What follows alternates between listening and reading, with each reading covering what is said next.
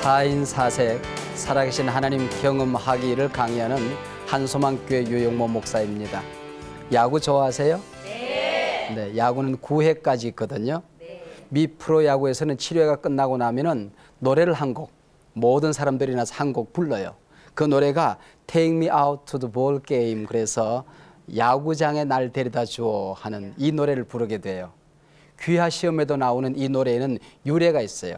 오래전에 어나운서가 중계를 하는 도중에 이 노래를 흥얼거리고 불렀대. 그런데 너무 노래를 못하는 거야. 곡도 안 맞고. 그때에 민망할 수 있는 상황이잖아요. 그렇죠? 네. 근데 모든 관중들이 함께 일어나서 이 노래를 불러주었대요. 이것이 하나의 전통이 된 거예요. 지금도 그래서 7회가 종료되고 나면은 이 노래를 부르게 된다는 겁니다.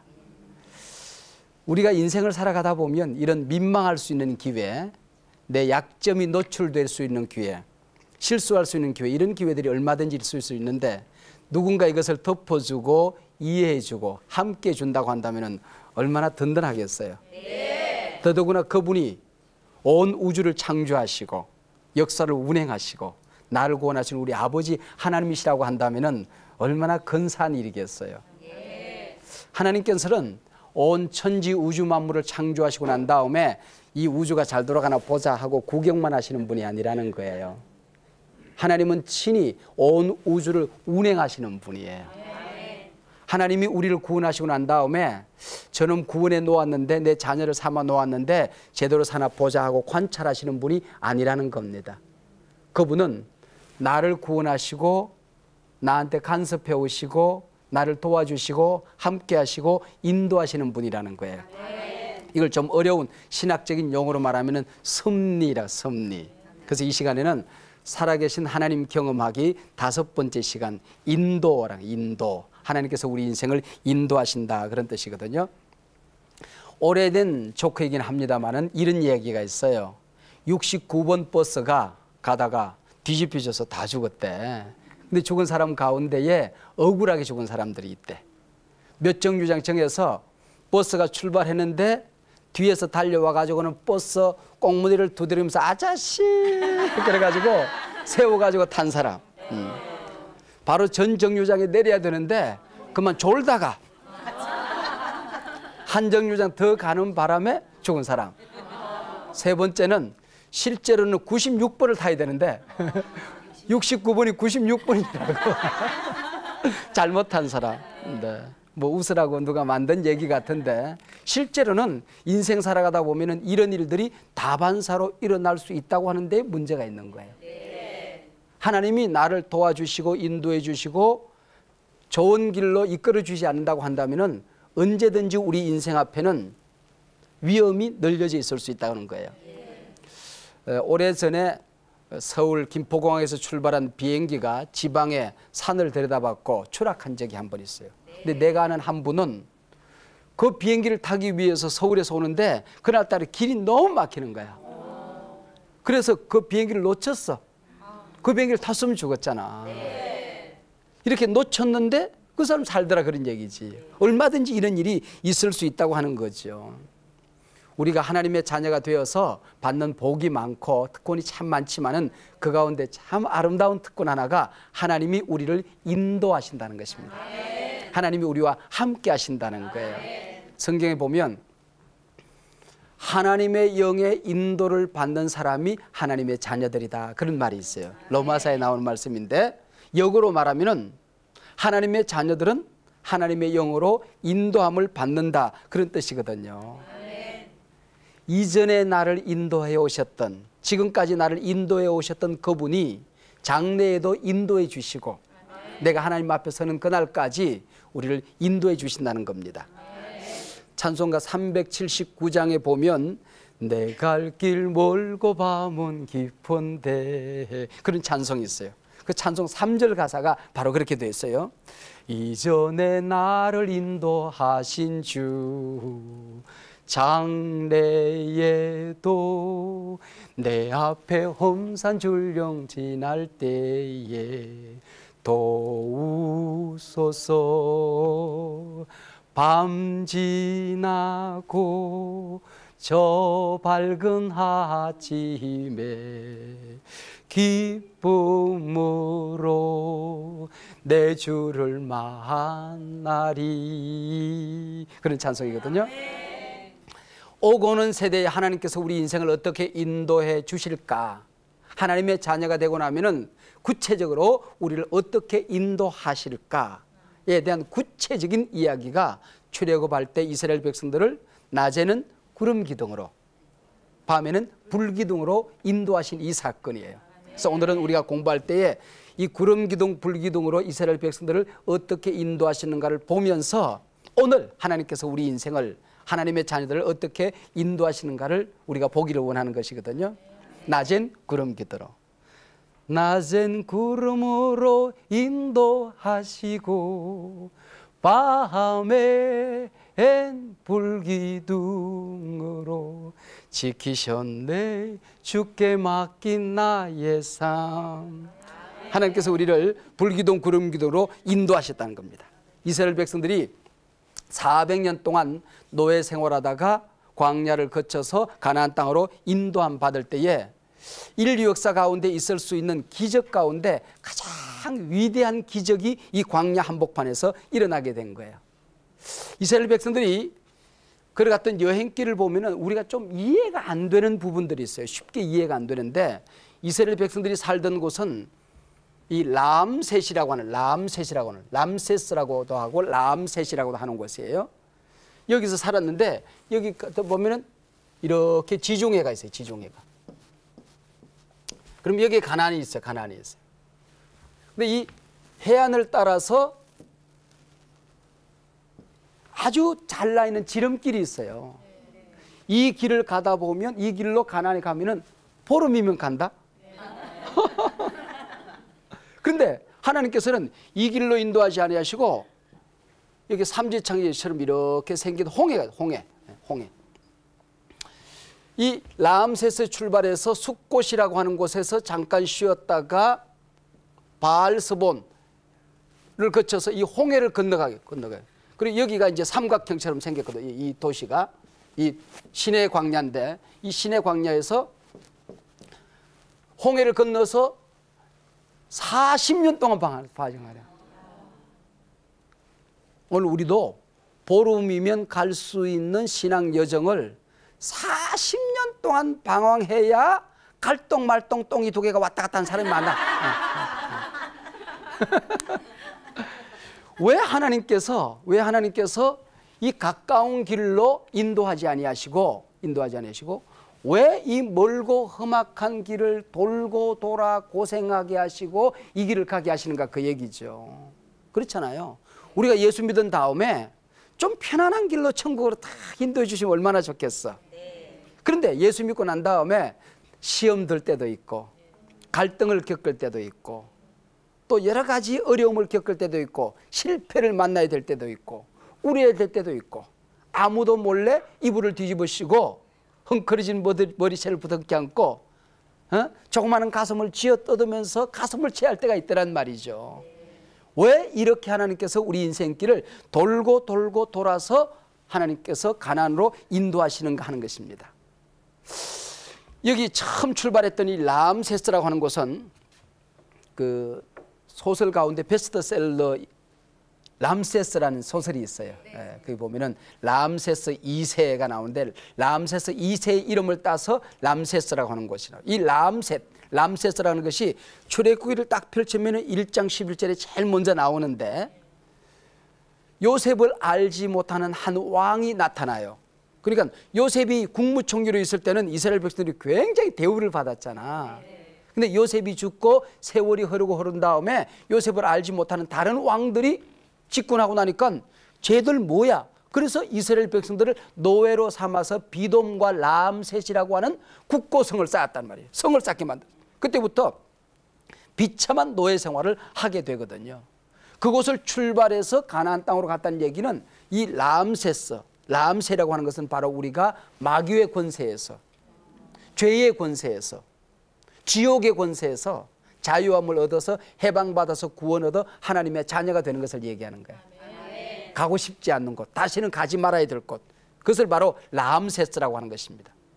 그래서 오늘 성경을 잘 읽어보면 거기서 이 숫꽃이라는 것에 이르러서 숫꽃은 쉴 곳, 안식 이런 뜻을 가지고 있어요. 우리가 처음 예수 믿으면 좀 쉼이 와요. 기쁨이 와요. 맨날 내게 강 같은 평 기쁨이 있어요. 이 숫꽃에서 좀 쉬어요. 근데 어느 날 보면 맨날 거기서 내게 강 같은 평화가 있고 내게 샘솟는 기쁨이 있고 내게 평화만 있을 것 같은데 앞에는 홍해가 넘실거리고 뒤에는 애국 군대가 쫓아오고 좌우로는 도망갈 수 없는 도간에 든 쥐처럼 우리가 어려움을 겪을 때가 있다라고 하는 것이죠. 예수 믿고 난 다음에 처음에 교회 가서 성경책 탁 끼고 폼나게 가요. 이제는 모든 게 다 해결된 것처럼 다 가가지고는 교회에서 찬송 부르니까 다 이겼도다 그리고 승리는 내 것일세 하고 찬송을 부르는데 밖에 나와서 보면은 사업이 갑자기 탁 꼬일 때가 있어요. 명절날 시집에 갔는데 저게 어디서 예수를 믿고 왔다고 온 식구들이 긁고 핥히고 그래서 시자 붙은 것들은 다 나를 괴롭히는 거야. 그래서 그때부터는 시자를 쳐다보지도 않는데 시계도 안 차고 다니고 나물 무치면서 시금치도 안 먹고 성경 읽다가 시편은 건너뛰어 넘어가고 시집시고가 마침 강씨 강아지만 보면 그것도 차는 거야. 그렇게 어려움을 겪을 수 있더라고 하는 거죠. 왜 하나님께서 우리 인생을 그렇게 하실까? 물론 예수 믿고 난 다음에 그냥 예수님을 영접한 다음에 돌아오다가 또그닥 죽으면 그냥 천국 바로 가겠지. 그러지 않은 이상에는 이 광야 여행을 인도함을 받아야 되더라는 것이죠. 광야를 여행하게 되더라 그런 얘기죠. 그래서 이 바알스본으로 인도해서 홍해를 건너가게 하더라 그러죠.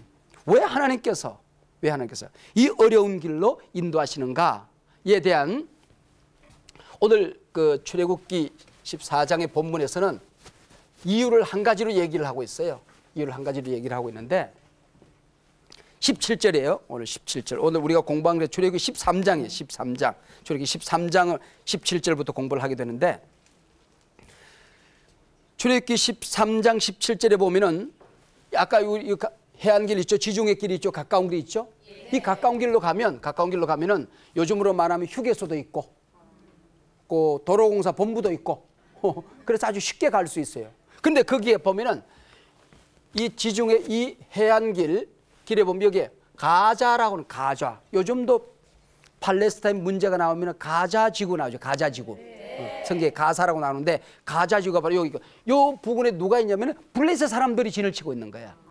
블레셋 사람들. 이 블레셋 사람들은 철기로 무장된 굉장히 강군을 가지고 있는 족속이거든요. 그래서 오늘 보면 17절에 뭐라고 했냐면은 블레셋 사람의 땅의 길은 이것을 블레셋 육로라고 불렀어요. 블레셋 육로. 왜? 블레셋 사람들이 이렇게 진을 치고 있었기 때문에 블레셋 사람의 땅의 길, 블레셋 육로라고 그랬는데 이 블레셋 육로의 길은 이 백성이 전쟁을 하게 되면 마음을 돌이켜 애굽으로 돌아갈까 해서 돌아가게 했다는 것이죠. 우리가 구원받았으면 우리는 뭐라고 생각해요? 예수 믿었기 때문에 좀 더 잘 살아야 되잖아. 예수 믿었기 때문에 예수 안 믿는 사람보다 좀 편하게 살아야 되잖아. 성형 안 하더라도 뼈가 좀 제 위치에 가면 좋잖아.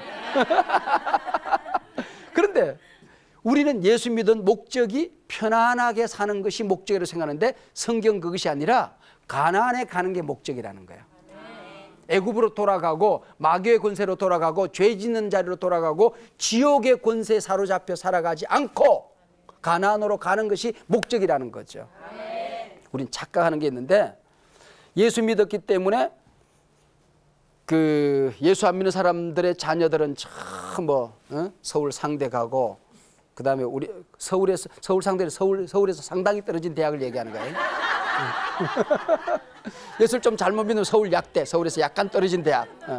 그다음 예수 믿으면 몽땅 다 이제 요즘 서울에 있는 대학은 서울대학이라고 그러더만 서울대학 가고 뭐 이렇게 되면 좋겠는데 그게 피장이 파장이고 궁뎅이가 엉덩이더라 그런 얘기야. 왜 그러냐 그 얘기지. 좀 예수 믿는 사람은 좀 병원에도 안 가고 그러면 좋겠는데 우리도 아플 때가 있거든. 아플 때가 있다는 거야. 또 사업도 펑펑 잘 되면 좋은데 이게 또 꼬일 때도 있더라 그런 얘기죠. 우린 예수 믿고 난 다음에 좀 편리하게 사는 걸 목적으로 알고 있으면 시험 들 수가 있어요. 착각할 수가 있는 것입니다.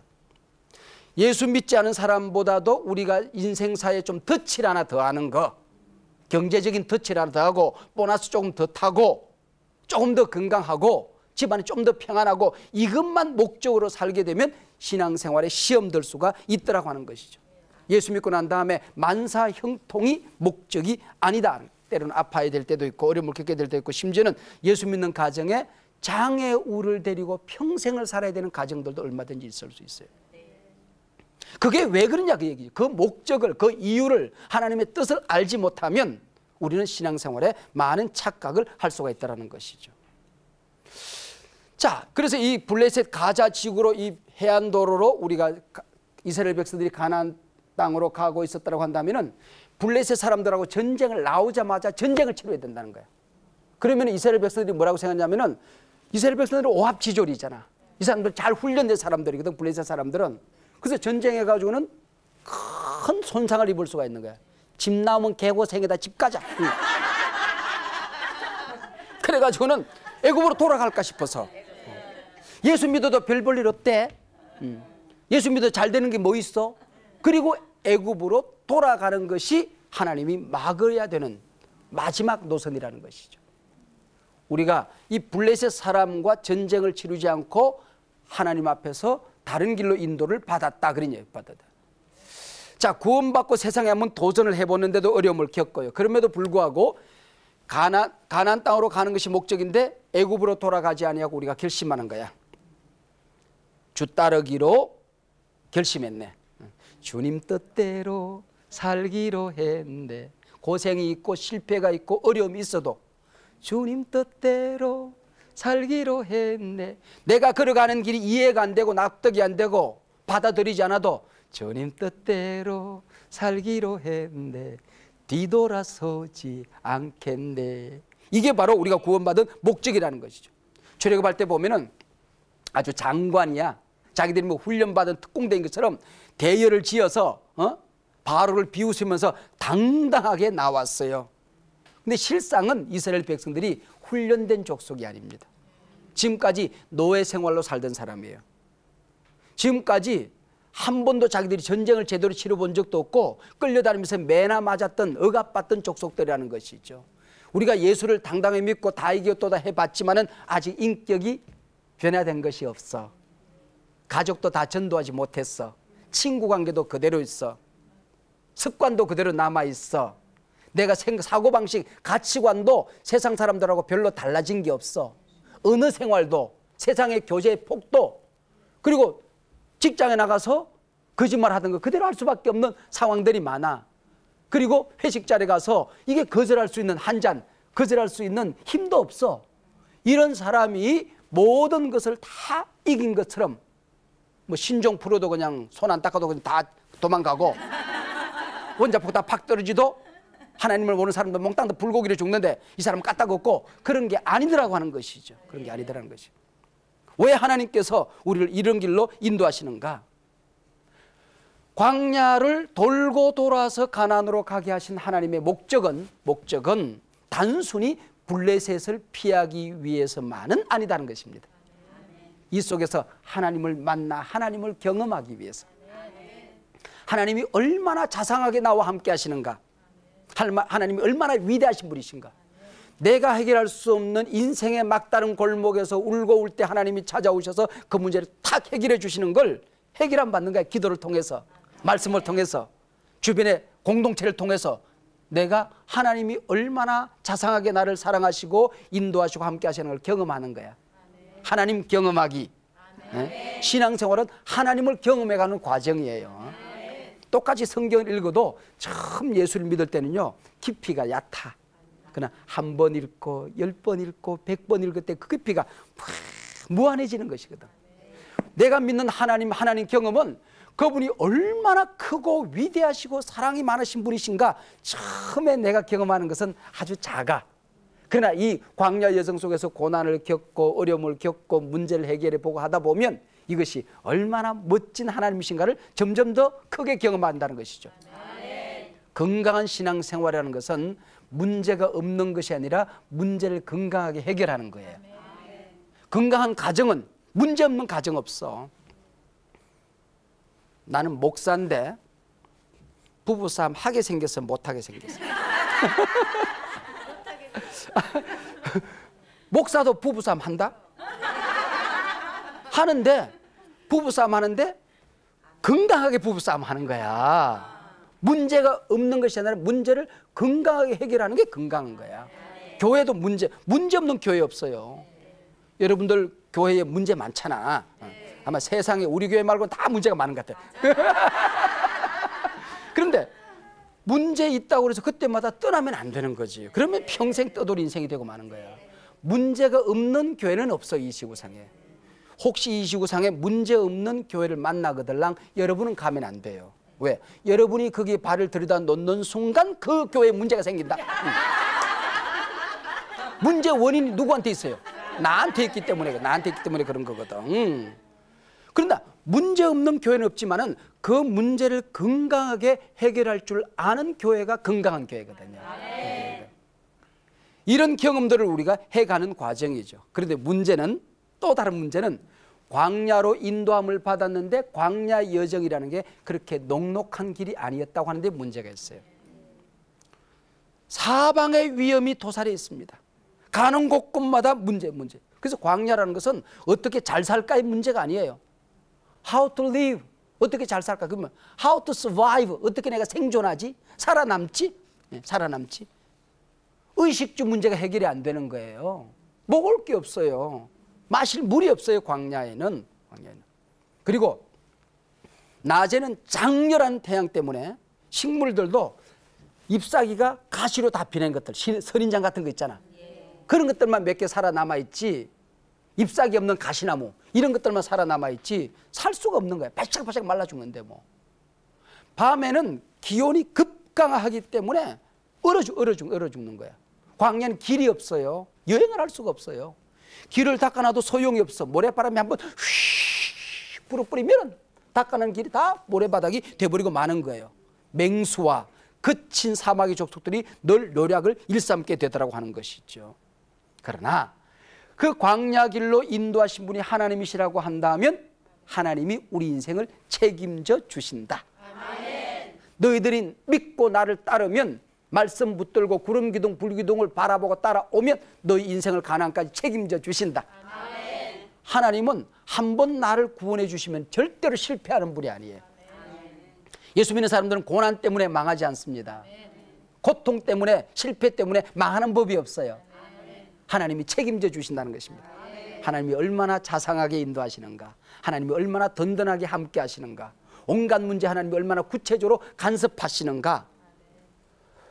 얼어 죽을까 봐 밤에는 난로로 만들어 주시고, 추워서 얼어 죽을까 봐서, 더워 죽을까 봐서 시원한 그늘을 만들고. 이게 광야라는 게요, 건조한 곳이기 때문에 그늘만 생기면 살만해요.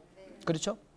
요나가 보면은 박넝쿨 하나가 머리에 이렇게 있으니까 그것 때문에 너무너무 기뻐하는 장면이 나오잖아요. 그리고 뒤에서 애국 군대가 달려와서 하나님의 백성을 공격할까 봐서 천군 천사가 되어서 그들을 그냥 구름으로 그들 강타해서 때려서 다 가까이 오지 못하게 만들고, 맞아 줄까 봐서 하나님께서 천군 천사 역할을 해주시고 하나님께서 이렇게 지켜주신다는 것입니다. 아멘. 낮에는 구름 기둥, 밤에는 불 기둥이라는 거, 기둥이 두 개가 있는 줄 알았는데 그것이 아니라 이것은 쉐키나라고 하는 하나님의 영광의 구름을 얘기해. 비 오는 구름이 아니라 하나님의 임재, 하나님의 동행하심, 하나님의 지켜주심, 하나님의 보호하심을 상징하는, 하나님을 상징하는 그 쉐키나 구름이거든요. 그래서 낮에는 그것이 구름처럼 보였을 것이고, 그것이 밤에는 빛이 나고 그것이 이스라엘 백성들을 보호해 주었기 때문에 그것이 아마 불기둥으로 보여졌을 것이라는 겁니다. 세상 살아가다 보면 어떻게 보면 좀 따갑게 느껴질 때가 있을 거야, 그지? 세상이 너무 따갑잖아. 세상이 너무 추워. 아무도 나를 도와주는 사람이 없어. 인생의 막다른 골목에서 손을 뻗어도 돈 한 푼 도와줄 사람이 없고, 누구 친구 한번 만나가서 이 속사정을 얘기조차 할 수 없는, 털어놓을 수 없는, 외롭고 고독하고 춥게 느껴질 때가 있어요. 따가울 때 하나님께서는 우리 인생의 구름 기둥이 되어주시고, 세상에 너무 추워서 외로울 때에 하나님께서는 불기둥이 되어주시고, 세상의 공격으로부터 나를 보호하기 위해서 천군 천사가 되어주시는 분이 하나님이시라는 것입니다. 이걸 믿지 못하면 하나님이 나를 구원해 주셨으면 책임져 주신다. 내가 당하는 인생사의 어려움, 실패, 문제, 나는 이해가 안 되지만 여기 하나님의 분명한 계획과 목적이 있다. 하나님께서 나를 더 좋은 자리로 인도해 주시기 위하여, 구원의 자리로 인도해 주시기 위하여, 하나님을 경험하게 하시기 위해서, 내 믿음을 받는 복의 그릇을 키워주시기 위하여 이런 실패의 자리, 광야의 길로 나를 돌고 돌게 만든다. 이걸 믿지 못하면 이스라엘 백성들처럼 불평하고 원망하게 되더라고 하는 것이죠. 그래서 교회 안에 원불교 신자들이 많대요. 원망 불평 신자들. 원불교 신자들. 교회 안에 살면서도 맨날 원망만 하고 불평하는 원불교 신자들이 그렇게 많다네. 이게 믿지 못하면 원망 불평이 습관이 돼요. 습관이 되는 거예요. 이기는 것도 습관이다, 그런 책이 있다며. 여러분, 불평도 습관이에요. 원망 불평이 습관화된 사람은 천국에 갖다 놔도 원망 불평이에요. 감사가 습관이 된 사람들은 지옥에 갖다 놔도 그것을 천국으로 만들어버려요. 감사 찬송이 몸에 배야 된다는 것이죠. 그러면 하나님께서 우리를 어떻게 인도하시는가? 어떤 사람이 성경을 딱 펼쳐서 그날 성경이 제일 먼저 눈에 딱 들어오는 것이 그날 하나님의 말씀의 인도라고 믿기로 했대요. 그래서 성경을 딱 펼쳤더니 가룟 유다가 목매달아 죽으니라 그래요. 이거는 아니지. 두 번째 책 펼쳤더니 너도 가서 이와 같이 행하라. 이건 아니, 삼시세판 딱 했더니 어느 때까지 이곳에서 머뭇머뭇하겠느냐 그러더니 하나님이 우리를 인도하시는데 이렇게 인도하시는 건 아니고 하나님의 말씀을 우리가 공부하고, 그래서 이 4인 4색을 통하여 하나님의 말씀을 공부하는 게 멋진 시간이거든요. 하나님 말씀을 공부하고 그것이 어떤 의미가 있는가를 정확하게 공부해야 돼요. 그리고 하나님의 말씀을 내 삶 속에, 내가 지금 만나는 하루하루의 일과 속에 부딪히는 온갖 문제 속에 그것을 적용하는 것이거든요.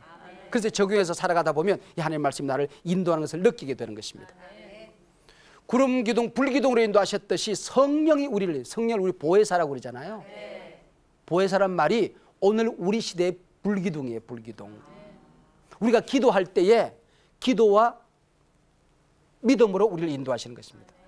나는 안 보이지만은 하나님이 좋은 것으로 인도해 주실 것을 믿는 믿음이거든요. 그리고 하나님께서 내 주변의 소중한 사람들, 환경을 통하여, 내 주변의 소중한 멘토들을 통하여 나를 인도해 주시는 것입니다. 근데 인도해 주고 상담비도 없어. 구원해 줄 때 공짜로 우리를 구원해 주었잖아요. 하나님이 함께 하시는데 구름 기둥 띄워놓고 불 기둥 띄워놓고 난로값 받은 적이 없어요. 만나를 주시고 밥값 받은 적이 없으세요. 어떤 지하철에서 경로석에 한 여학생이 앉아서 졸고 있었어요. 나이가 많으신 할아버지가 지하철에 탔어. 보니까 경로석에 여학생이 앉아 졸고 있거든. 학생! 일어나! 여기는 경로석이야. 그랬더니 이 아이가 너무 피곤해. 할아버지, 나도 돈 내고 탔어요. 그랬더니 할아버지가 떼끼놈, 여기는 돈 안 내고 타는 사람이 앉는 자리야. 그러더래.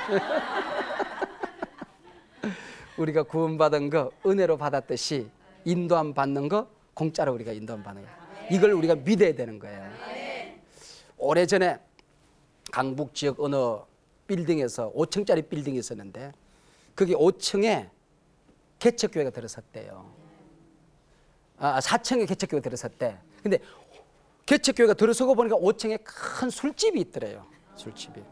그런데 낮 예배 시간에는 별로 문제가 없어. 술집 문이 닫으니까. 저녁 예배를 드린다든지 저녁 집회를 하려고 하면은 4층 교회랑 5층 술집이 늘 충돌을 하는 거야. 그래서 교회에서 좀 조용하게 예의를 갖추어서 한다. 그래서 조용한 노래만 저녁 시간에 불렀대. 나 같은 죄인 살리신. 그리고 조심해 불렀대. 그랬더니 오래전 얘기니까 그 위에서도 아주 조심하느라고 분위기 있는 노래를 부르더래요. 이름도 몰라요, 성도 몰라. 에이 모르겠다. 그냥 좀 크게 그냥 불길 같은 성신이야 했더니 위에서도 그냥 빵빵하게 털어놓고 노래를 하더래. 누가 사랑을 아름 하는데 창문이 드르르 떨려요. 예배가 안 되는 거야. 그래서 목사님께서 5층에 술집 없어지게 해달라고 기도를 했대요. 한 달 작정 기도를 하는데 한 달이 채 안 됐는데 이상하게 술집에 불이 난 거예요, 이게. 그 당시에는 이제 난로를 뗄 때니까 술집에 불이 나는데 술집만 새까맣게 태우고 4층에 있는 식당 2개랑 예배당은 커튼 한 장이 안 탄 거야. 근데 술집 주인이 알았어. 목사님이 술집 없어지게 기도한다는 사실을 알았어요. 그리고는 이 술집 사장이 뭐라고 생각하냐면 아, 이 불은 목사님의 기도로 불이 났다. 그렇게 생각하고 목사님을 경찰서에 고발을 한 거야. 그래서 목사님이 경찰서에 끌려갔지 뭐야. 끌려가가지고 뭐 조사를 받는 거야. 조사를 받는데 그 조사계장이 그러더라는 거예요. 조사계장이 목사님 죄송합니다. 말씀을 잘해 주셔야 되겠습니다. 술집 사장의 이야기인즉슨 이 불은 아무래도 목사님의 기도로 불이 난 것 같습니다. 그게 그분의 얘기입니다. 그랬더니 이거 어떻게 목사님 된 겁니까? 그랬더니 허허 내가 술집 없어지게 해달라고 기도한 것은 사실이오마는 내가 기도했다고 불이 났겠소 그랬어요. 그랬더니 이 조사계장이 고개를 까우뚱 하더니 목사님 참 이상하네요. 뭐가 이상한데요? 술집 사장은 기도의 능력을 믿는데 목사님은 기도의 능력을 안 믿네요. 그러더래요. 그래서 조사 결론이 이렇게 돼 있어요. 이렇게 믿음 없는 목사의 기도로 불이 난 것 같지는 않음 그러더래요.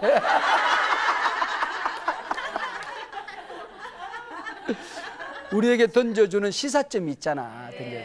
기도했으면 믿어야지. 기도했으면 믿어야지.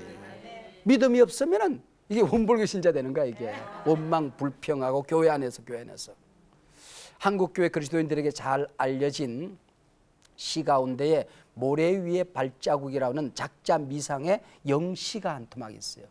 여러분들 아마 들은 줄로 아는데 이런 내용이에요. 여러분들 어떤 사람이 너무 힘들고 어려운 상황에 부딪혀서 기도하다가 꼬박 잠이 들었어요.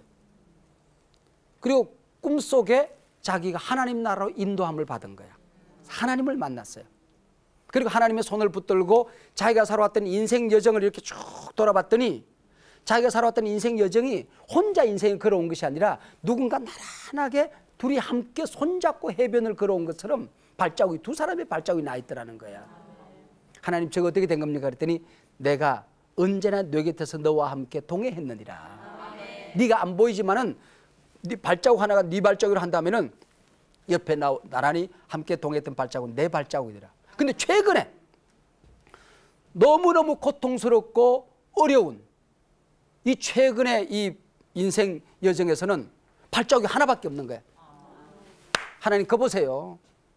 내가 너무너무 힘들 때, 너무너무 어려울 때에 하나님이 내 곁을 떠나셨기 때문에 안 도와주셨기 때문에 제가 저렇게 힘들었잖아요.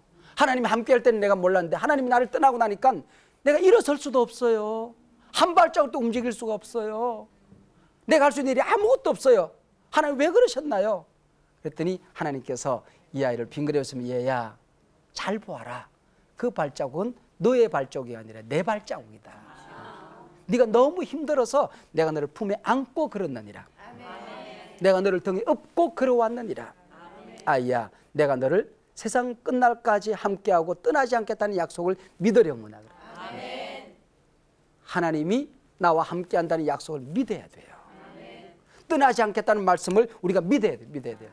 하나님이 우리를 항상 지켜주신다는 약속.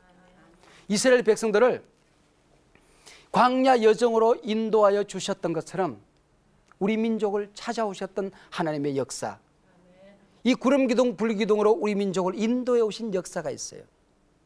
고 함석헌 선생의 뜻으로 본 한국 역사라는 책이 있어요.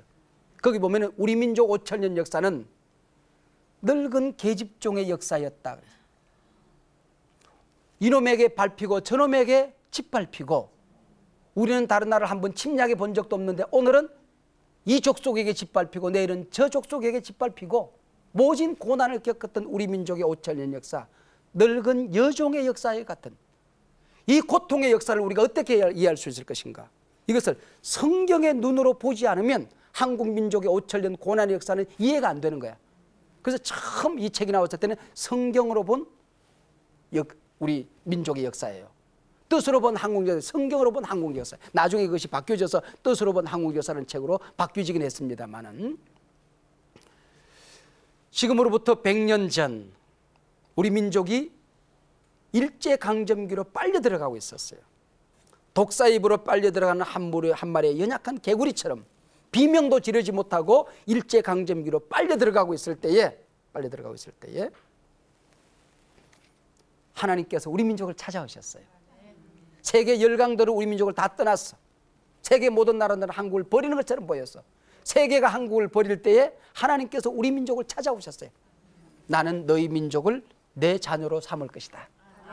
내 백성으로 삼을 것이다. 너희 민족을 통하여 땅끝까지 복음을 전하는 위대한 민족으로 너희 백성을 삼을 것이다. 그래서 우리 민족은 예수 안에 들어갈 때, 하나님 안으로 들어갈 때 위대한 민족이 되는 거예요. 35년 일제강점기 동안 세계는 우리를 버렸지만 하나님은 우리 민족과 함께 동행하셨어요. 해방 6.25의 막다른 골목, 홍해 앞에서의 그 막다른 골목에서 풍전등화의 위기 속에서 하나님은 우리 민족을 지켜주신 거예요. 하나님 우리 백성을 함께 해주신 거예요. 함께 해주신 거예요. 그리고 지금 이제 오늘 이 땅까지 인도해 오셨잖아요. 그동안 우리 한국 땅 안에서 우리 기독교가 정말 우리 민족의 종교로서 뿌리를 내릴 수 있을 것인가? 연약한 한 톨의 싹과 같았어요. 누가 밟아버리면 부셔져 버리고 후 불어버리면 날아갈 것 같은 연약한 종교였어요. 그러나 고난의 역사와 함께하면서 지금은 우리 민족의 하나의 기독권층이 되어서 이제는 비판도 받고 또 비난도 받고 또 새로운 우리 민족을 책임지는 그런 이제 종교로서 나아가야 될 그런 시점에 와 있어요. 돌이켜보면 하나님께서 구름기둥 불기둥으로 지금까지 인도해 오셨듯이 앞으로도 하나님께서 우리를 인도해 오실 거예요. 교회를 섬기다 보면 교회에도 어려움을 겪을 때가 있어요. 앞에서는 홍해가 넘실거리고 있고 뒤에서는 애국 군대가 추격해 오고 좌우로 도망갈 수도 없고 갈 길하고는 하늘로 솟든지 땅으로 꺼지든지 이 길밖에 없는 거야. 이때 어떡하겠어요? 우리 가정도 마찬가지야. 심지어는 개인도 마찬가지야. 앞으로 한 걸음도 나아갈 수 없는 어려움 상황 속에서 뒤에서는 어려움이 계속해서 밀려옵니다. 시간만 지나면 나는 망할 수밖에 없는 이런 어려운 상황 속에서 좌우로 도망갈 수 없는 막다른 골목에서 사면 초가의 자리에서 내가 어떻게 견뎌낼 수 있을 것인가? 하나님께서 이스라엘 백성들을 구름기둥 불기둥으로 인도했던 것처럼 나는 너를 떠나지 않는다. 아멘. 너와 함께한다. 근데 오늘 출애굽기 13장 17절에서 22절 이 본문을 쭉 읽어 내려가다 보면은 좀 이상한 이야기가 한 토막 거기 끼어 들어가요. 그게 보면 19절인데 19절에 보면은 이스라엘 백성들이 출애굽을 하는데 요셉의 해골을 가지고 출발하는 거야. 그 얘기를 알려고 하면은 창세기 제일 마지막 장 마지막 절을 가서 봐야 돼요. 창세기 제일 마지막에 가서 보면은 요셉이 마지막 죽고 관에 묻히는 장면이 나와. 창세기는 태초에 하나님이 천지를 창조하시니라. 크리에이션으로 시작을 해서 그 다음에 입관, 코핀으로 시작한다고 해서 CC책이라고 그래요. 창조로 시작해서 입관으로 끝나는 책이에요. 그러면서 너희들이 앞으로 이 애굽 땅에서 동해물과 백두산이 마르고 닳도록 살아서는 안 된다. 우리 조상 아브라함과 이삭과 야곱에게 약속한 땅으로 반드시 가야 된다 하는 약속을 나한테 해라. 너희들이 이 땅을 떠날 때에 내 해골을 함께 떠나게 해서 가나안 땅에 나를 묻어다오라고 약속을 받고 관에 묻혀요. 관에 묻혀. 그렇기 때문에 모세가 400년 전에 그 약속을 기억하고 출발할 때에 요셉의 관을 들고 출발하는 거야. 왜? 요셉의 관이, 요셉의 해골이 바로 이스라엘 백성들에게 메시지가 되었던 거죠. 요셉은 꿈꾸는 소년이었잖아요. 요셉의 꿈은 뭐였을까요? 국무총리가 되는 거, 잘 사는 거, 이것이 아니었어요. 지금은 조그마한 내 백성이고 우리의 부족이지만은 이 백성이 거대한 하나님의 족속이 되어서 거대한 민족이 되어서 아브라함과 이삭과 야곱에게 약속했던 하나님의 약속했던 가나안 땅에 내 민족을 인도해 가는 것이 요셉의 꿈이었다는 것이죠. 그래서 요셉의 해골을 어깨에 걸머쥐고 이스라엘 백성들이 광야를 40년 동안 여행을 해요. 40년 동안. 참 이게 해골을 들고 40년 동안 여행을 하는 거야. 모세가 죽은 다음에 여호수아가 이스라엘 백성들을 인도하잖아요. 여호수아가 인도하는데 여호수아도 그것을 메고 다니는 거야. 그래서 창세기, 출애굽기, 레위기, 민수기, 신명기, 여호수아 마지막 24장에 가서 요셉의 해골을 세겜 땅에 묻어주고 가나안 땅에 점령했던 것을 완성을 하게 되는 겁니다. 기가 막히죠. 하나님이 인도에는 목적을 보여주시는 거예요. 어디예요? 가나안 땅, 가나안 땅, 가나안 땅. 우리가 인생 살아가다가 고난을 통해서도 예수 믿는 사람들은 은혜를 받을 수가 있어요. 하나님을 만날 수 있어요. 성공을 통해서도 하나님을 만날 수 있어요. 돈을 벌면서도 하나님을 만나야 돼요. 돈 벌고 하나님 잃어버리면 망하는 거예요. 역으로 예수 믿는 사람들은 가난의 자리에서도 하나님을 경험할 수 있어요. 그게 목적이에요. 하나님 경험하는 게 목적이에요. 성공하고도 하나님 잃어버리면 망하는 인생이야. 성공하고도 하나님 경험해야 돼요. 실패를 통해서도 이 실패 속에 하나님의 목적과 계획과 뜻이 숨어 있다. 그렇다고 한다면 나는 실패를 통해서도 은혜 받을 수 있다. 그래서 내 믿음이 자라고 내 성품이 자라고 내가 예수님을 닮고 하나님을 경험하고 성령을 체험하고 믿음이 커지고 그렇게 해서 내가 가나안 땅에 무사히 도착하는 것이야. 내가 돌아가지 아니하고 마귀에게로 다시 돌아가지 아니하고 죄의 본성으로 돌아가지 아니하고 지옥의 권세로 돌아가지 아니하고 세상의 가치관으로 돌아가지 아니하고 하나님 나라 가치관을 가지고 하나님의 손 붙들고 하나님 경험하며 천국까지 걸어가는 거죠. 아멘. 이게 하나님이 우리를 인도하는 목적이라는 것입니다. 아멘. 왜 하나님이 예수 믿고 난 다음에 좀 편안하게 모든 것이 성공되고 막히는 게 없이 좀 시원하게 좀 달려가면 좋을 텐데 어떨 때는 울게도 만들고 고난이 그대로 우리 속에 남아있기도 하고 때로는 엎드려서 금식하며 기도해야 될 때도 있는 것이고 어려운 가족을 부둥켜 안고 몸부림하며 함께 밤을 지새워야 될 때가 있는 것이고 하나님 앞에 도착했어요. 도착해서 보면 하나님 그때 그 고난 때문에 제가 기도했네요. 그때 그 고난이 없었다고 한다면 내가 참 교만하게 못쓸 인간이 될 뻔했네요. 하나님 그때 그 실패 때문에 내가 세상으로 돌아가지 아니하고 하나님 앞에 또 엎드렸네요. 하나님 앞에서 감사한금을 올리는데 요즘 교회에서는 뭐 형통하게 잘 되는 거 성공하고 돈 벌고 출세하고 그래서 감사한금 하는 천국 가면은 고난으로 인한 감사한금이 많을 거야. 고난으로 인하여 감사합니다. 실패로 인하여 감사합니다. 광야의 길로 돌고 돌게 하신 하나님을 찬양합니다. 아멘. 하나님이 구름기둥 불기둥으로 인도해 주십니다. 아멘. 고난 때문에 망하지 않습니다. 아멘. 실패 때문에 망하지 않습니다. 아멘. 넘어졌지만 일어나는 오뚜기처럼 여러분들은 반드시 일어나게 될 것입니다. 아멘. 우리 하나님께서 우리 민족과 함께 하십니다. 아멘. 우리 교회와 함께 하십니다. 아멘. 반드시 하나님이 목자하신 그 멋진 가나안 땅으로 인도해 주실 것입니다. 아멘. 감사합니다.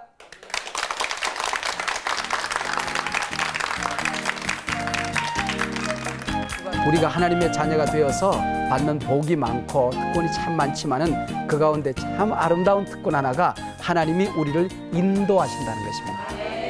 하나님이 얼마나 자상하게 나와 함께 하시는가, 하나님이 얼마나 위대하신 분이신가. 내가 해결할 수 없는 인생의 막다른 골목에서 울고 울 때 하나님이 찾아오셔서 그 문제를 탁 해결해 주시는 걸 해결안 받는 거야. 기도를 통해서, 말씀을 통해서, 주변의 공동체를 통해서 내가 하나님이 얼마나 자상하게 나를 사랑하시고 인도하시고 함께 하시는 걸 경험하는 거야. 하나님 경험하기. 신앙생활은 하나님을 경험해가는 과정이에요.